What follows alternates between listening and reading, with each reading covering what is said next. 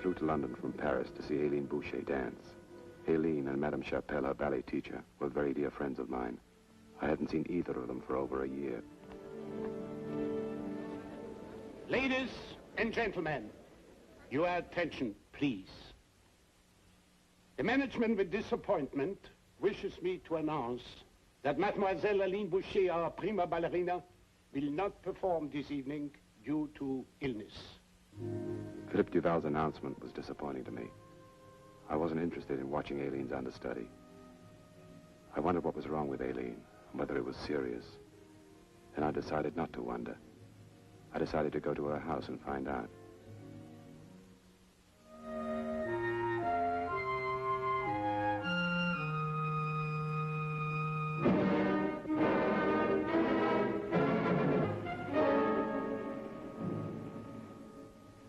Hello, dear. Welcome, Michael. Neither Aileen nor I knew you were in town. I'm leaving tomorrow. How is Aileen? Fine, Mike, fine. Perfectly well. I must say you look perfectly well. May I get you a drink? No, thanks.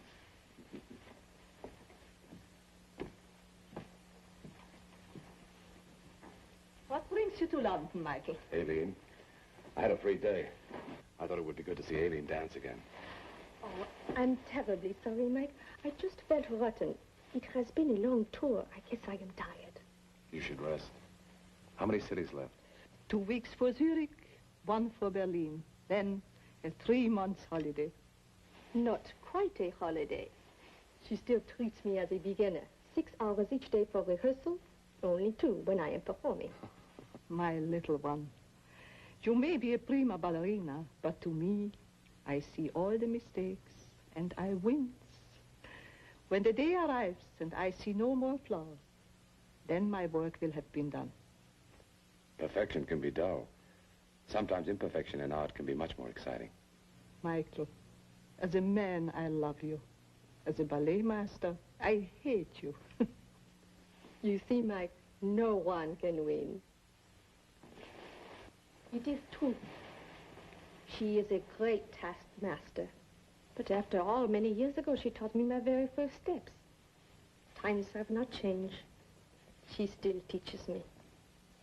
In a way, we would be lost without each other. One moment you taunt me, the next you compliment me. I believe you and Michael to talk. You two will stop talking ballet, and I will be bored. You move well, Michael. Once I could have made a dancer of you. I'm glad you didn't get the chance. Will I see you before you leave town? Probably not. Aileen is dancing tomorrow night. Why not stay over? It's just 1 more day. All right, I'll try. Good. Good night.